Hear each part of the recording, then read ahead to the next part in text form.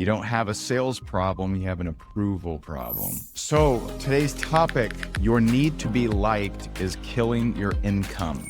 Oof. So I believe that the number one mistake that would-be successful entrepreneurs make is they require acceptance, approval, and agreement from those around them. And when I say those around them, I mean anyone, strangers, friends, family members. They need that acceptance, approval, and agreement. And here's the reality. Every time I've made a career pivot shift, no one agreed with me. No one around me thought that was a good idea. I remember 2005, and I decide that I'm going to leave the corporate world. And I had a pretty decent paying corporate job for someone who didn't finish high school on time, never finished college. Like, I had a pretty decent paying corporate job. I started telling them I just got the bug of being an entrepreneur, and I felt like that was where I was being called. I decided, okay, I'm gonna leave the corporate world and I'm gonna go venture into real estate. No one, and I mean no one, thought that was a good idea. Nobody. I remember I was going to college classes at the time, and the professor who we had a good relationship. I thought he's a super cool guy, and I told him what I'm doing, and he's like, "You'll be back." I'm like, I'm actually quite grateful for all of those people, because the people that doubted me have no idea how much they fueled me. So I'm actually very grateful for them. I think you're either wired this way or you're not. Now, you may be the opposite. I don't know. I am more grateful for the people that doubted me than the people that rooted for me. Now, there were much fewer rooters than doubters, especially early on. If I had gone around seeking acceptance, approval, and agreement, I assure you I would still be in the corporate world 21 years later. You have to stop seeking acceptance, approval, or agreement. Now, hopefully this is true. If you believe in what you sell, your product, your service, your opportunity, whatever that is, but you're nervous to reach out to strangers, you're nervous to do videos like this, you're nervous to tell your friends and family about it, it clearly means you're more worried about how they look at you and think about you than you are possibly helping them.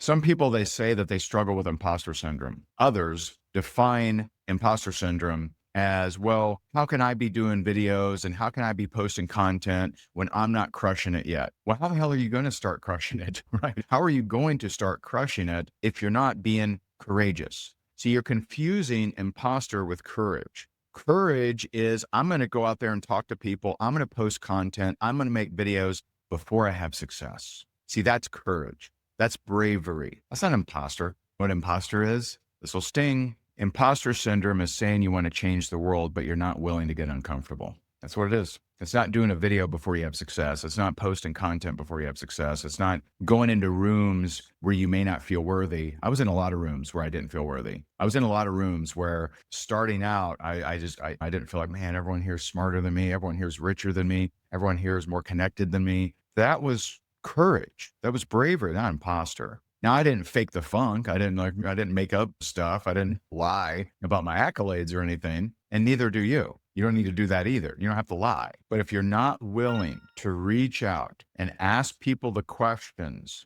about taking a look at your product, service, or opportunity, then you're just going to greatly limit the number of people that you could be impacting, that I think God put in you. This is the person that hid the talent. This is the person that has that seed in them. And what you don't understand is when you get that talent out of you, and when you go and exercise that bravery and courage, that's when there's fruit. There's not fruit by hiding it. There's not fruit by me staying small. There's fruit when I walk into rooms that they may make fun of me. When I reach out to a stranger and they may make fun of me. When I leave a career and those people don't agree with me and think it's stupid and talk behind my back. I remember the biggest question I got back in 2005 is, well, what are you going to do about benefits? I'm like, I guess I'll figure it out, man. I guess I'll figure it out.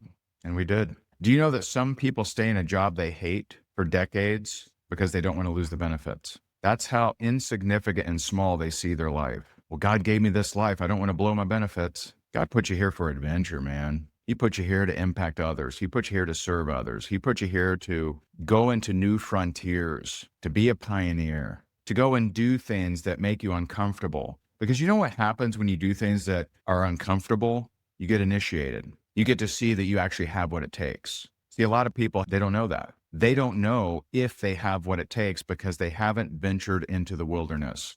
the unknown, where you can't trust on your logic or your sight. You can only trust on God. Multiple times, New and Old Testament talks about walk by faith, not by sight. And I believe sight encompasses your logic. What would have been logical for me at 26 years old with 2 kids at home? It would have been logical. I would have walked by sight by staying in that job. Let me hit you with 3 points and tag someone who needs to hear this.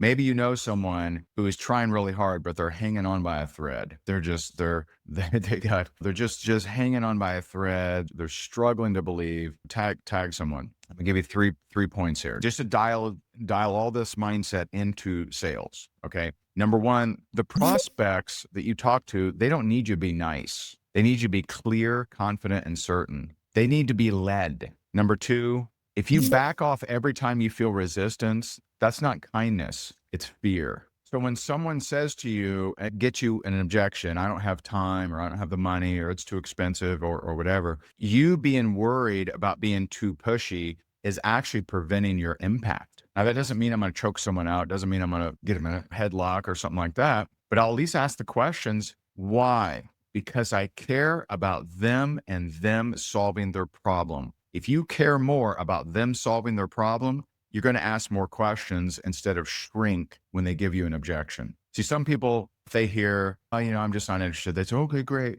Okay, no problem. That's being nice. And nice in the context of sales stands for nothing inside me cares enough. If I don't care about their problem, if I don't care about their improvement, or I don't believe in my product, service, or opportunity, which is terrible. There's so many things to sell nowadays, like pick something that you believe in, right? Or learn more about your thing so that you do believe in it. You shrinking when they bring up an objection is not impacting them. It's fear, and fears never close a sale. And I know that some of you, when you hear close a sale, you're like, oh, I don't want to close a sale. Well, you want to make an impact, don't you? Guess what? All the prospects that you've talked to that didn't buy your product, service, or opportunity, you didn't help. You didn't help them. You got to look at it differently. Number three, your prospects, they don't want a friend in the sales conversation. They want someone who cares, and listen to this, that cares enough to dig into and listen to their problem. Some of you know I'm part of a men's program. And in this men's program, it's a faith-based men's program, but it also covers finance, fitness, family, friendship. It's a brotherhood. It's amazing. I've been in it about a month and a half. So many men are so addicted to isolation, despite what the Bible says. Proverbs 18:1 says, isolation lacks all wisdom. Does it lack some wisdom? It lacks all wisdom. Yet there's so many men out there that are lone wolf in it, that could be thriving, and they're just constantly leaning on their own efforts. They're constantly just focused inwardly on themselves and trying to help themselves. They need help, man. They need help. But so many people, they're not looking for help. They're addicted to beating themselves up. You have to care enough to listen to what problem the prospect is going through, and then, and only then, position your solution. I appreciate you so very much. God bless you. Bye for now.